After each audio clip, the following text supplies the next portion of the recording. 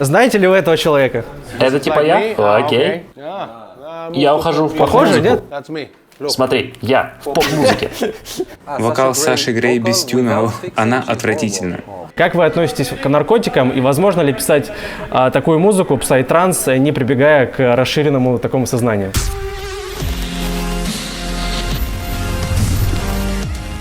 Привет, друзья! Это проект по студиям. Infected Mushroom не нуждается в представлении. Легенды, ветераны электронной музыки. Начинаем.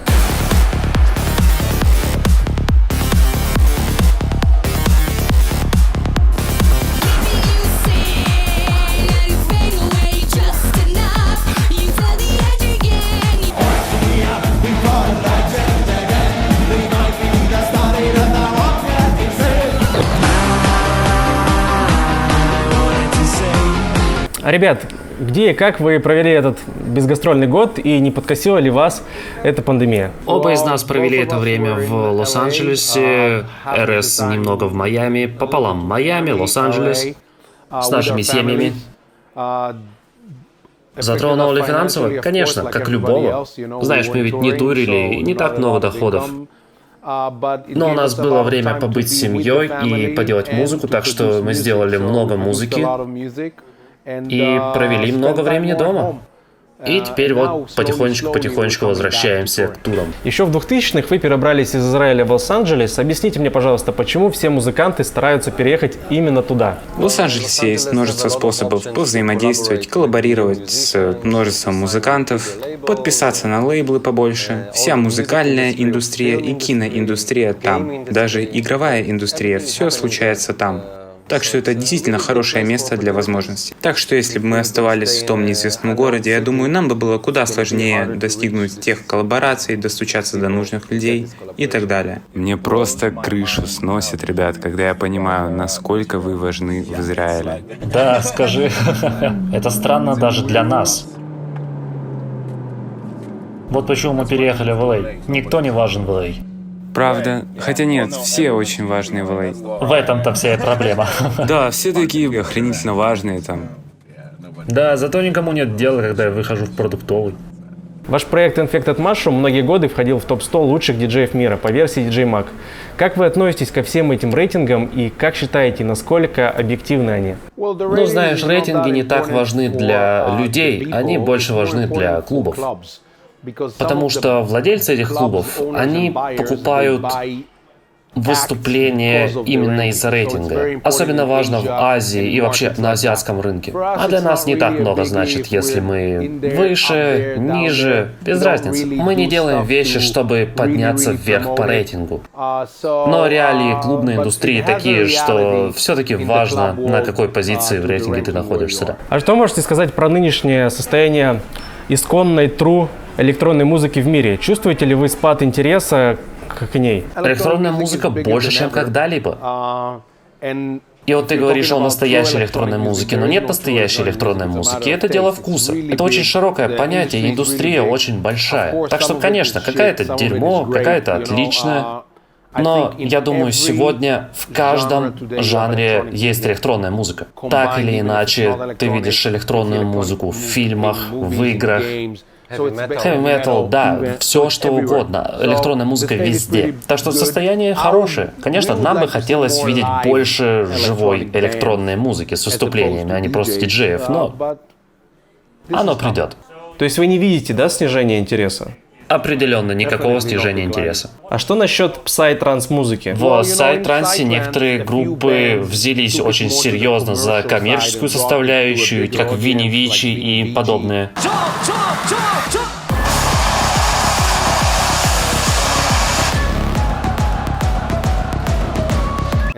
Все это открывает для большой аудитории сайт-транс, так что даже сайт-транс на самом пике сейчас. И мы еще увидим, что он из себя представляет. И в любом случае, он уже был 30 лет. Он никуда не денется. Ребят, кого из России вы знаете, кого знаете из русских исполнителей и с какими песнями у вас ассоциируется Россия? Самая популярная песня — это... Самая популярная, которую мы Калинка. знаем. Да, Калинка, но кроме нее я больше не знаю.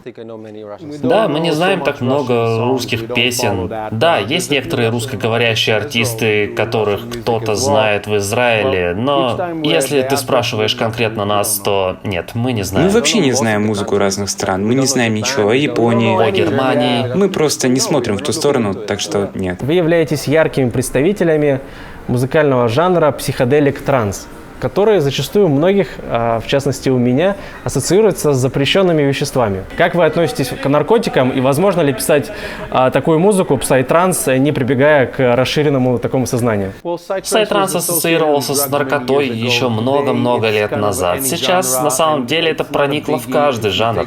Просто делаем музыку. Мы делаем музыку без употребления наркотиков. И моя идея такая: если я могу заставить двигаться человека, который не под наркотиками, то гораздо проще заставить двигаться человека, который под наркотиками. Так что наркотики — это не тема обсуждения для нас. Если кто-то хочет их принимать, неважно, слушает ли он псай-транс или нет, это от человека зависит.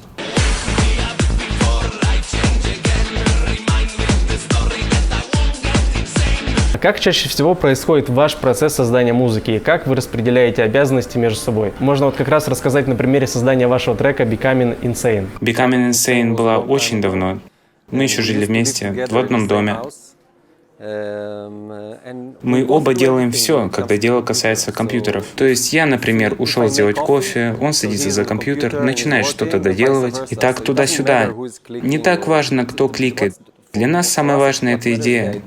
То есть, что именно нужно сделать. У нас был гитарист, наш гитарист из Израиля, Эрес Нетс. Он сыграл на гитаре в Becoming Insane. Он также, кстати, с нами написал этот трек. У нас был певец из Мексики, из группы называется Кинки. Да, он исполнил испанскую часть, я написал большинство слов, записал на телефон, потом в студии. Сначала на английском, но потом в Becoming Insane появился этот испаноязычный парень из Кинки, испанские слова.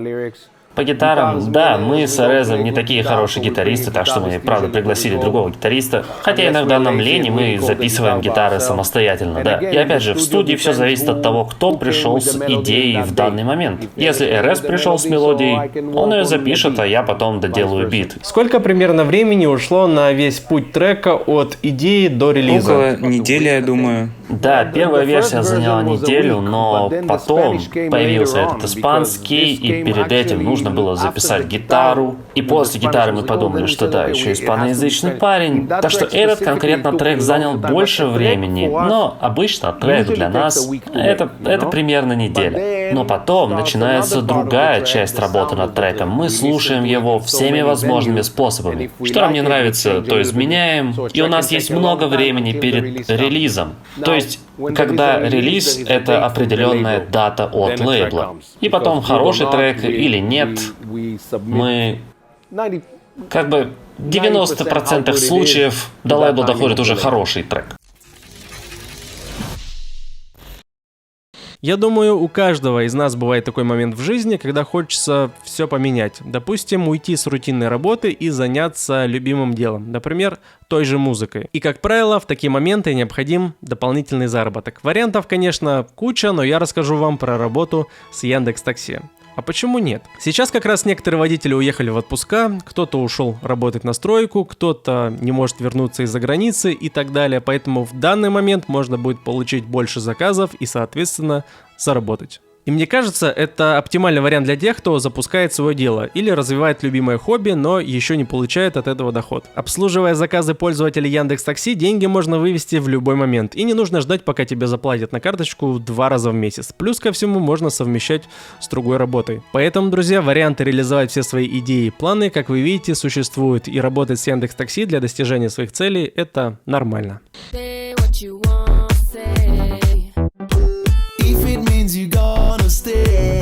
У вас есть фит с Сашей Грей. Расскажите, как состоялась эта коллаборация? Да, Саша стала нашей хорошей подругой. Мы встретились в клубе в Лос-Анджелесе. Я спросил, хочет ли она зайти спеть у нас в студии. Она сказала то, что она не знает, как петь, и она ненавидит пение. Я сказал, да, приходи все равно. Так что она пришла, мы немного повеселились и накинули на нее Polyverse плагины. И в итоге получилось хорошо. Она очень хороший человек, с кем приятно иметь дело.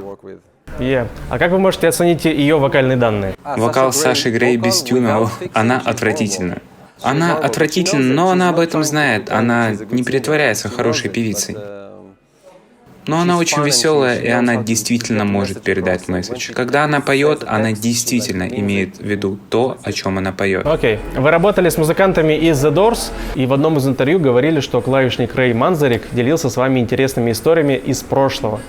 Можете ли вы поделиться самой интересной из них? Ну, во-первых, вспоминаю вообще все эти опыты и истории с Doors. Я думаю, самое классное, что мы получили, сырые вокалы. А там истории и переговоры, которые никогда не были опубликованы. Мы даже использовали одно из этих предложений в треке, который, правда, никогда не выйдет.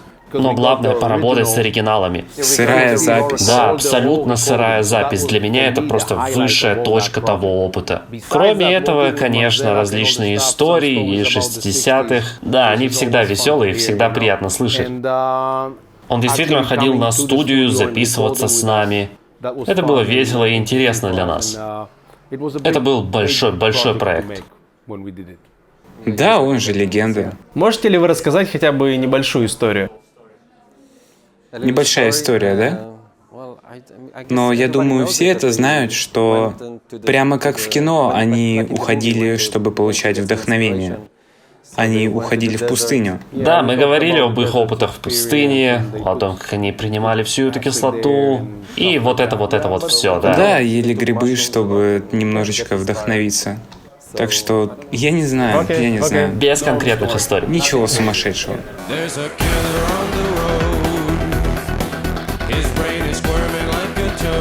Ребят, насколько сложно на начальном этапе было популяризировать проект Infected Mushroom? Ведь, как правило, в таких узконаправленных андеграундных жанрах, помимо крутой музыки, важно быть еще и вхожим, так сказать, в нужные круги и иметь связи. Для нас это было очень сложно, потому что тогда ведь не было интернета. У нас все было по олдскулу. Мы ходили с CD-дисками. Мы прямо ходили по рекорд-лейблам. Мы прям спрашивали, хотят ли они эти диски, и никто не хотел наши диски. Только один лейбл сказал, знаете, давайте. Тогда наш первый диск вышел, мы начали выступать. И даже тогда у нас не было ни менеджера, ни того, кто занимается нашим трансфером. Парень звонил мне лично из Германии и говорил, «Хей, хотите выступить у нас?» Я такой, «Да, мы едем». Так что мы садились и ехали. Много времени ушло на то, чтобы вырасти и продвинуть нашу музыку. Потом появился интернет, нелегальные скачивания, все эти сервисы типа Kazaa, Napster. И тогда много людей начали скачивать Infected Mushrooms. Именно они сделали нас большими. И это тот путь, который мы прошли. Он совершенно отличается от того, что происходит сейчас. Если я не ошибаюсь, Пол Окенфольд помогал вам с творчеством, с продвижением. Расскажите, что именно он сделал для вашего проекта? Мы встретили Пола Окенфольда в LA. Мы быстро подружились, он легенда диджеинга, и он подписал один наш альбом на Perfecto. Мы выпустились на Perfecto, сделали несколько вещей для него. Отличный парень, это был хороший период в LA тогда. Потом от Perfecto к DMAC, потом к Monster Cat, и вся вот эта LA-движуха. Господа, какие планы на будущее? Что нам ждать от вас в ближайшие годы? И будут ли какие-то интересные коллаборации?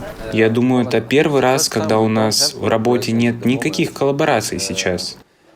Но мы открыты к сотрудничеству. Да, мы делали несколько коллабораций с Hopes X, израильская группа, Free Eleven в Америке.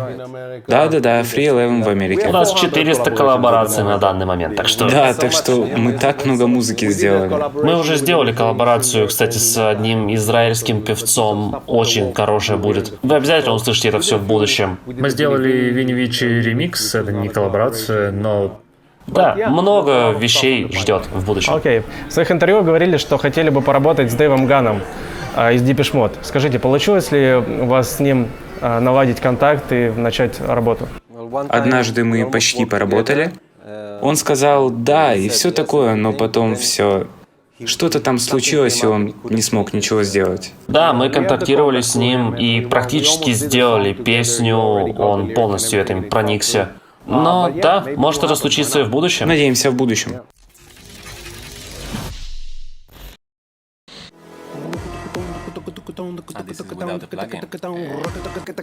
В общем-то, это я делаю, а потом мы заставляем это подниматься.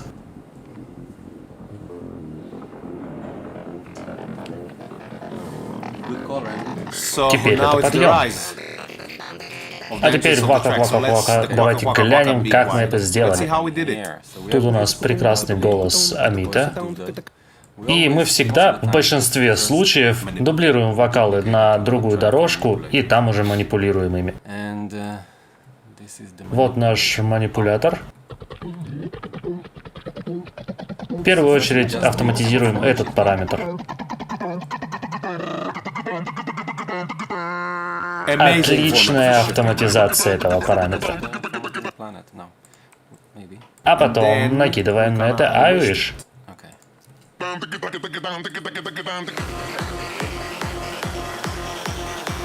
Поговорим про дисторшн.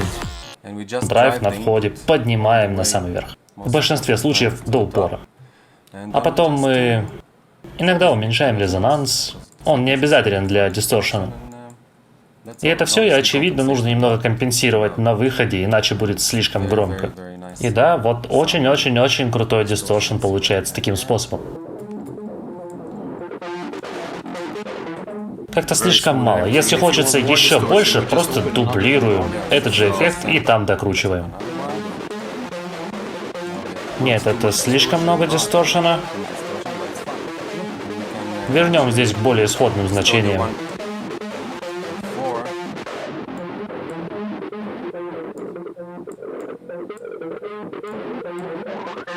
И самое главное просто слушать. А так вообще много муга, он используется очень часто. Не только плагины, но и настоящие муги, физические синтезаторы. И даже больше, мы сейчас работаем над дисторшеном Infected Mushroom. И вот вам немножечко небольшая подсказка Massive Distortion.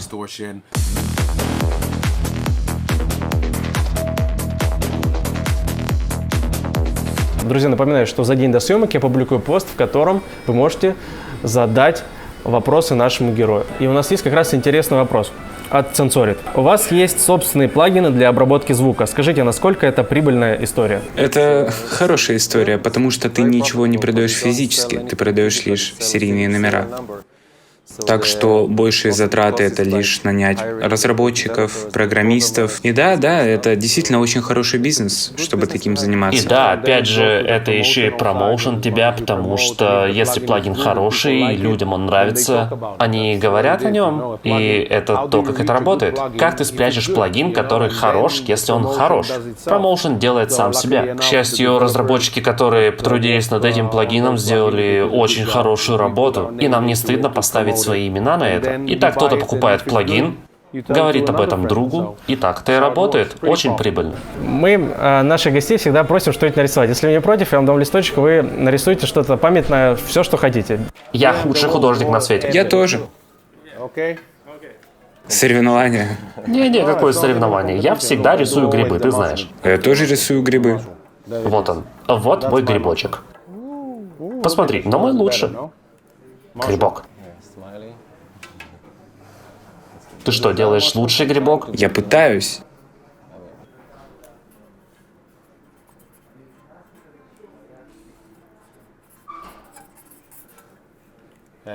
А, твой лучше. Мой какой-то психоделический. Твой — это искусство. Друзья, для того, чтобы выиграть эти замечательные подарки, напишите в комментариях, как вы познакомились с творчеством Infected Mushroom. И вот эти подарочки прилетят к вам.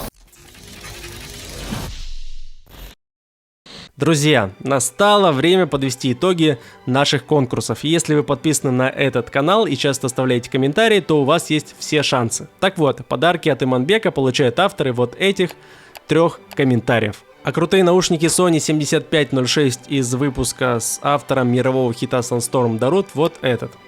Кстати, вы будете удивлены, но не все призы разобрали с предыдущих выпусков, поэтому внимательнее их посмотрите и, если что, напишите нам. Напоминаю, что победителям нужно писать вот на этот адрес.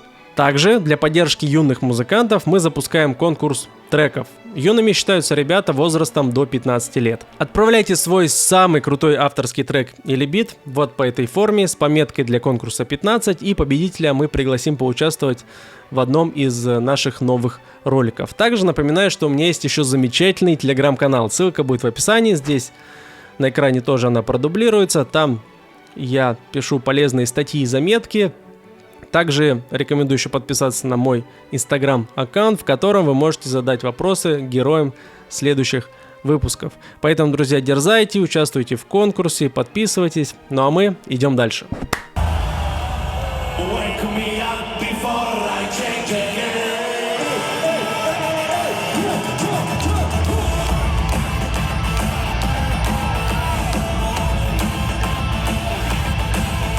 Скажите, что входит как бы в основной доход Infected Mushroom? Все-таки гастроли или стриминг треков, или же плагины? То есть, что для вас первично? Основной источник дохода выступающей группы – это выступление, а все остальное – это уже все остальное. Ты можешь взять плагины, стриминг, музыка, мерч, но выступление – это самое важное. Только если ты не отменяешь свои туры для того, чтобы попасть в кино со своим саундтреком, например, тогда на это тратится года 2, чтобы обеспечить фильм саундтреком. И это совсем другой источник дохода, учитывая, что ты новичок, там это не так много. Так что да, существует много способов, как распределить свои источники доходов, но выступление – это, конечно, самое важное. Самые реальные доходы оттуда, да. Так как наша передача называется «По студиям», не могу не спросить про вашу студию звукозаписи. Расскажите, какое оборудование вы чаще всего используете для создания своих треков? Нам не нужно сегодня много, чтобы делать треки. Просто хороший ноутбук или что-то такое. Хорошие мониторы и хорошая комната. Все остальное на самом деле просто бонус. Нам нравится Eventide, это такое внешнее устройство. H9000. Нам нравится Nord, но на самом деле это не необходимость. Правда, компьютер — это все, что тебе надо. Да, у нас в студии есть Муги, куча аналоговых синтезаторов, но на деле мы просто используем их для веселья, они не необходимы нам. Потому что компьютеры сегодня с плагинами на них, они потрясающие. Все, что тебе нужно, это, как он сказал, хорошие мониторы и комната. Infected Mushroom в студии, я и Эрос показываем свое любимое оборудование.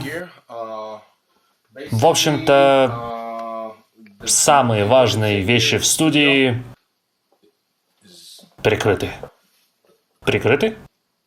Есть такое слово? Оно существует? Ладно, существует.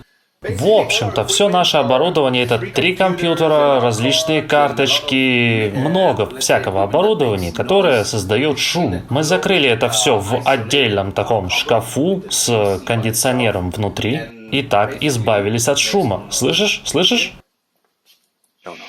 Нам с Эрезом очень хотелось, чтобы было 0 всякого шума в самой комнате. Покажешь, какое оборудование там?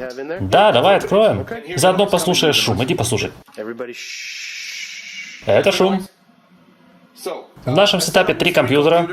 Это не необходимость, но мне и Эрезу нравится держать материал на разных компьютерах. Они соединены воедино, так что если захочется взять что-то с другого компьютера, мы просто используем программу Synergy.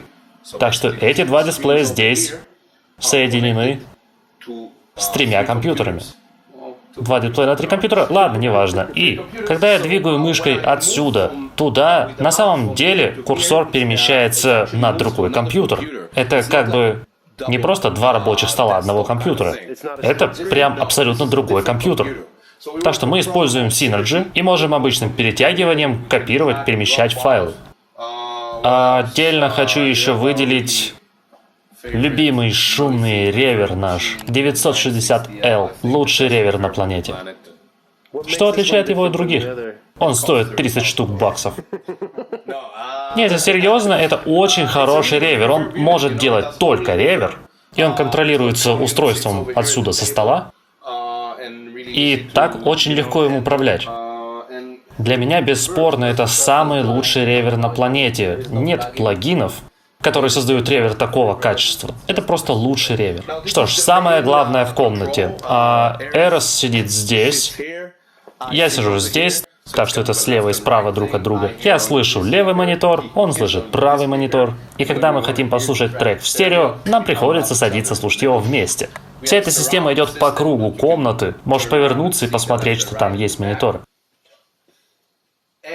И по центру, естественно, у нас саб. На его стороне здесь больше эффектов, и здесь очень много разных мугов, которые мы просто обожаем на самом деле. Это просто потрясающий звуковой эффект. Eventide H8000, который мы используем очень много. Очень-очень классный мультиэффектовый процессор. Он делает, в общем-то, все. И все звучит на нем хорошо, особенно дисторшены, фейзеры и так далее. Этот синт также очень хорош. Мы много использовали его на нашем альбоме Which is Delicious. Очень классно справляется с вокальными эффектами. Сумасшедший хорошо звучащий синт, очень уникальный. Также у нас очень-очень крутой компрессор, который сделан в Израиле. Называется Dual Vatek, то есть Vactec. И еще дистрессоры. У меня здесь 2 игрушечных робота. Помогает креативному процессу, понимаете? Это мое оборудование, очень важное. Никто не может с ним играть, никто не может это трогать. Это мое. За ними у нас здесь преамп, который мы чаще используем для синтов. Avalon преамп, который очень-очень-очень хорош. Также подходит для синтов, для гитар. И снизу у нас очень важный гитарный наш процессор, который мы часто используем в живых выступлениях. Мы думаем, это лучше всего звучащий дисторшн. Очень дешевый и очень хороший. У нас 2 микрофона Blue Bottle. Этот называем ленивый Blue Bottle. Это потому, что я слишком ленивый, чтобы реально идти в вокальную будку. Так что если я хочу записать вокалы, слишком лень идти, я записываю это здесь. Ленивый Blue Bottle. А там через стекло в вокальной будке можете увидеть основной Blue Bottle, в котором мы записываем главные вокалы. Проходит через компрессоры и все такое. 2 Ibanez гитары, 1 7-струнка, 6-струнная там еще стоит. Это для меня и Реза, чтобы записывать дисторшн. Но должен сказать, что мы не очень хорошие гитаристы с ним. Мы просто записываем, а потом всячески нарезаем это. И звучит так, как звучит. Восхитительно. И да, вот общий краткий обзор по студии. В общем-то, это самое важное, что надо знать. Есть еще разные плагины. Мы используем Spectrasonics, атмосферу, юадовские штучки. Да, юадовские карточки — это очень важно для вообще работы Infected Mushroom. И да, это все. Какие именно мониторы вы используете? Мы используем Barefoot аудио мониторы, и Barefoot, они просто потрясающие. Должны сказать, мы используем их последние несколько лет. Мы перешли на них с Dyne Audio, но Barefoot — это просто другая лига. Компьютер у нас самый последний, это Apple M1. Самый мощный, который есть сейчас.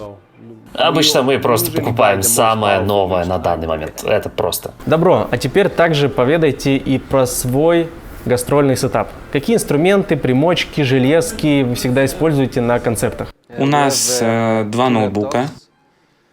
Каждый ноутбук управляет всем.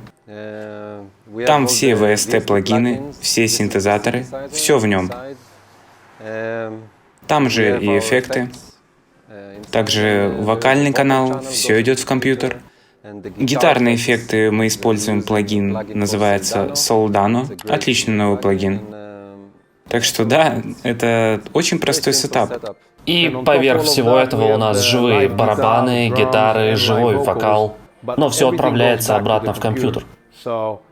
Как мы говорим, мы любим и ненавидим Да, это. любим и ненавидим, потому что это опасный сетап. Он менее стабилен. Да, не так стабилен, как раньше. Все эти консоли, действительно тяжелые сетапы, но более безопасные. Так что мы любим и ненавидим это одновременно. На лайвах у нас MIDI-контроллер от Roland, PCR 800. Очень дешевый и простой. Под VST мы берем Arturia Pigments, пускаем туда Serum, Omnisphere, Qscape.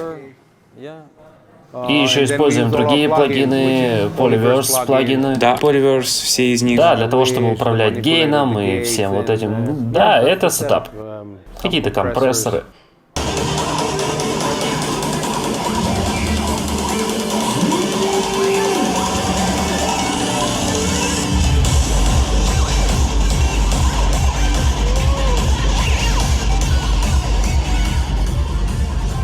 В завершении нашего выпуска по традиции попрошу вас в качестве напутственных слов рассказать, каких истин вы придерживаетесь в создании музыки и что вам помогает держаться все эти десятки лет на плаву и не переставать писать музыку, даже если иногда что-то не получается. Но мы верим в то, что нам нравится, и есть хорошая музыка. Я не знаю, как сказать, какая хорошая, но если нам трек по вкусу, то мы его выпускаем. И каждый трек Infected Machine, который ты слышишь, это я и он, нам он понравился. Нравится ли это другим людям или нет, мы не знаем. И никогда не сможем удовлетворить всех. И кто-то говорит, что вот этот альбом Infected Machine лучший, вот этот отстой. У нас достаточно альбомов. О, не нравится этот альбом? Отлично, послушай этот. Все наши треки нам вдвоем они нравятся. И мы стараемся каждый год изучать что-то, учиться у новых продюсеров, которые придумывают потрясающие вещи, до которых мы бы не додумались. Мы всегда слушаем новое, пытаемся научиться чему-то у этого нового и делать так много хорошей музыки. Да, это наша музыкальная философия. А что вы можете подсказать ребятам, у которых никак не складывается отношение с музыкой? Например, не могут закончить трек? Да, не могут закончить трек или не видят в своем творчестве перспектив. Тебе просто должно нравиться то, что ты делаешь. Так что, если тебе нравится финальный результат, большинству тоже понравится, наверняка. Если оно сделано профессионально, то есть сведено там, значит все будет хорошо. Так что продолжай делать то, что тебе нравится, и не пытайся никому угодить. Ведь тебе не понравится, тебе должно нравиться то, что ты делаешь. В нашей сфере ты учишься каждый день. Мы, можно сказать, еще не закончили это обучение. Мы оба звукоинженеры и все еще учимся. Мы музыканты, и тут тоже приходится учиться. Каждую неделю ты знакомишься с новейшими разработками, покупаешь какие-то новые штуки. В музыке никогда не перестаешь узнавать что-то новое. А люди, которые хвастаются своим музыкальным образованием, должны понимать, что одного его недостаточно. То, что ты знаешь сегодня, безнадежно устареет через 5 лет, а особенно в электронной музыке. Так что мы учимся каждый день. И можно сказать, что мы фанаты всего этого. И еще у нас есть вам подарки. Подарки традиционные. Надеюсь, вы будете использовать их на своей студии. Это супер круто, все любят их. О, спасибо, спасибо. Фирменные кружки по студиям. Оп. О, спасибо тебе большое, спасибо. Нам что-то похожее дарили только Штайнберг, на которых мы делаем музыку. Внутри еще стикеры. Yeah, nice. Killer. What's up, everybody? We're Infected Mushroom, and you're watching Pastudium. Знаете ли вы этого человека? Это типа я? Окей. Я ухожу в Похоже, поп-музыку. нет? That's me. Смотри, я в поп-музыке. Кстати, да, этот тоже мы разыграем чуть попозже. Привет. Ты 100% знаешь этот трек. Называется он Sunstorm. Его написал известный финский диджей Дарут, и прямо сейчас мы с ним пообщаемся. Эй, да. Hey, is this Это Демикс? Да-да, привет.